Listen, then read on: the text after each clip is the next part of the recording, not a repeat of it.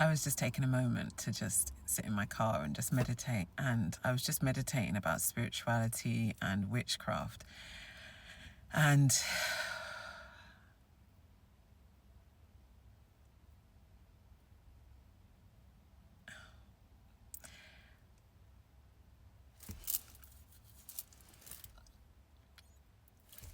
practitioners of spirituality need to be very careful who they are sending witchcraft to, why they are sending witchcraft to that person, and if there's a justification via divination that the person that they are sending witchcraft to should receive it. The most powerful form of witchcraft that you can do on somebody is nothing at all. Because you are leaving that person into the hands of the Most High, who will serve karma and judgment on that person if there is just cause for them to receive that judgment. Not to go into too much detail, but the witchcraft that has been around me that I am able to pick up on, I see it in my home, and I see it in little pockets in my home. I remember when I first was under witchcraft, it was so overwhelming to deal with. And then I started to learn what to do to remove that energy from my energetic field and from my home. And with the last bout of witchcraft that I had in my home, I did what I had to do, and then I saw it. But you know where it manifested? In my litlies. I have litlies. It manifested in my litlies. And when I saw that it manifested in my litlies, and what I did brought out the witchcraft that I already knew was apparent, because I did divination. And I was doing what I needed to do to remove that witchcraft out of my energy, because it had come into my home via my litlies. I really had to sit down and think to myself.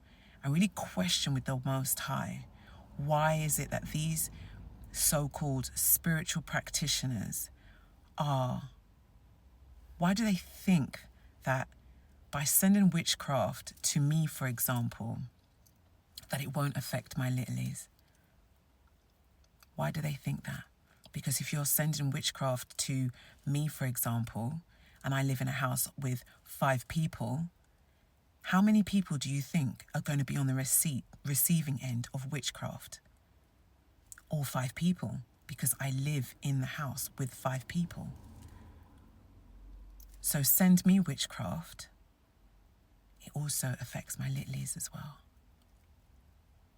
And I just became real mad, because these practitioners sit in the shadows, masked, thinking that they're not seen, they're not heard, they're not felt.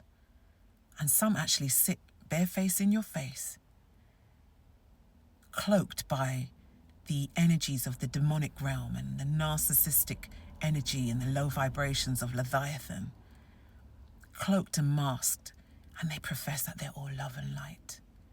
And they deal with their natural remedies to heal the world and make it a better place. But in actual fact, they're not. They're not making it a better place.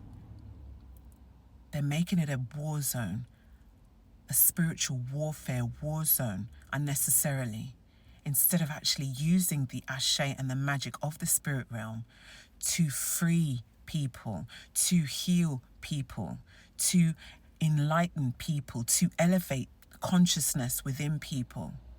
So what they're doing is that they're sending these energies, and innocent litlies, elderlies, fur babies, whatever, are on the receiving end of these energies. How these people can sit in their homes and call themselves parents, and they're doing this.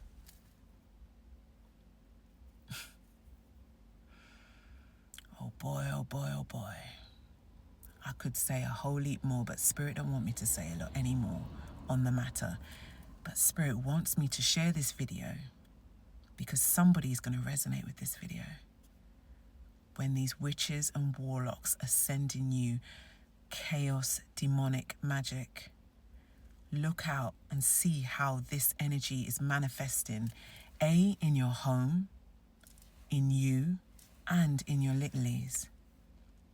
Do your research to become informed on how you can rid this energy and how you should rid this energy out of your home so that you and your home and your littlies are not affected by the dark demonic energies that are trying to bring you down into chaos magic 555.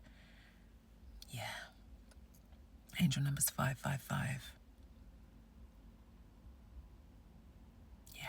We all know what angel numbers 555 represents. I need not say any more.